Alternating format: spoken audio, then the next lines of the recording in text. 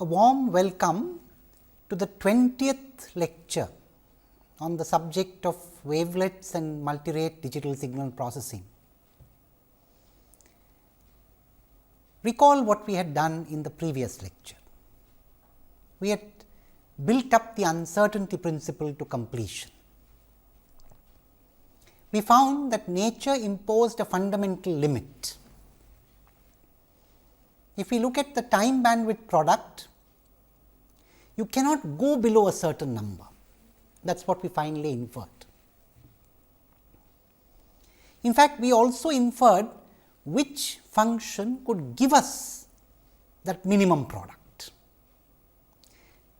Let us therefore put the theme of the lecture today and some of the important conclusions that we had drawn in the previous lecture before ourselves to put our discussion in perspective.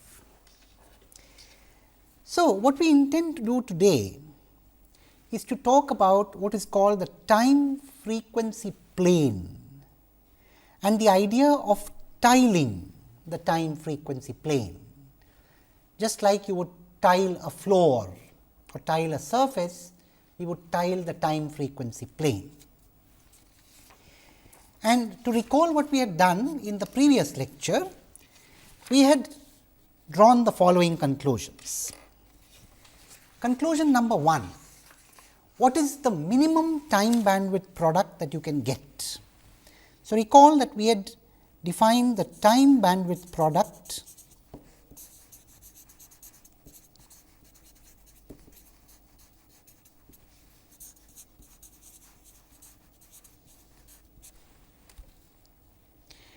to be the time variance multiplied by the frequency variance.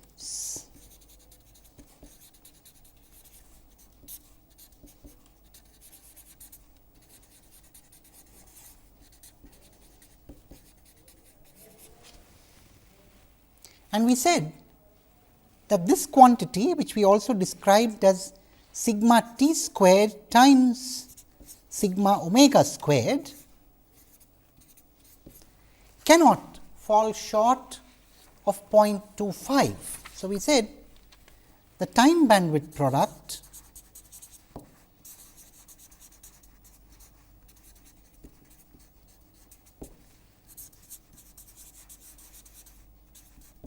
sigma t squared sigma omega squared for any function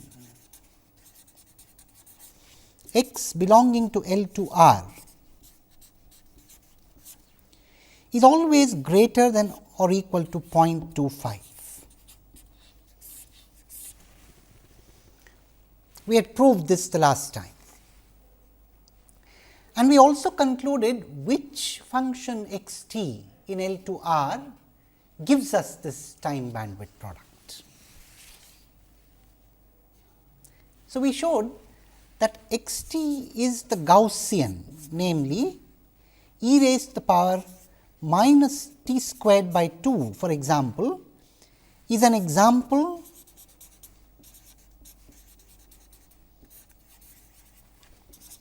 of a so called optimal function, optimal in the sense of time bandwidth product. All right.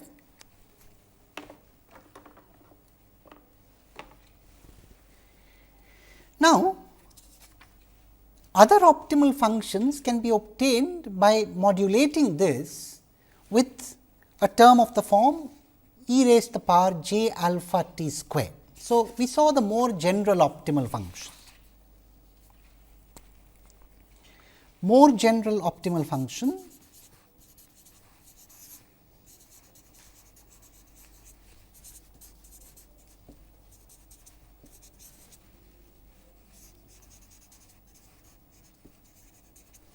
is of the form e raised to the power minus gamma 0 t squared by 2, or you could say plus gamma 0 t squared by 2 with the real part of gamma 0 negative. If you wrote minus gamma 0, of course, you could say the real part is positive, either way, whatever you wish to write. So, gamma 0 could be complex in general, that is what I mean. Anyway, essentially it is a Gaussian that is optimal. In a way that is good news, in a way it is bad news. The good news is that we know what the optimal function is. We know that the Gaussian is optimal.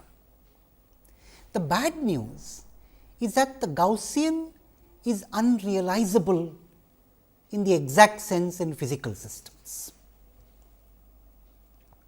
This may seem like a puzzling statement.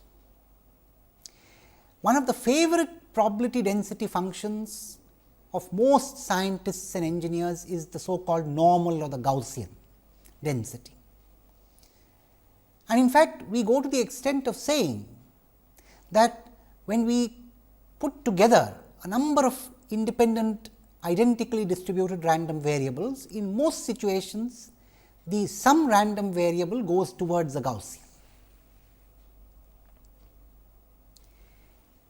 So, that is what is called the central limit theorem, and therefore, we also justify the use of the Gaussian density in most statistical situations. So much so that we are obsessed with the use of a normal distribution, and we use the term variance to even denote the spread around the mean. We say, well, in a Gaussian, the spread around the mean tells us is indicated by the variance and tells us more or less in what range that variable lies. The variance, mean plus variance to mean minus variance.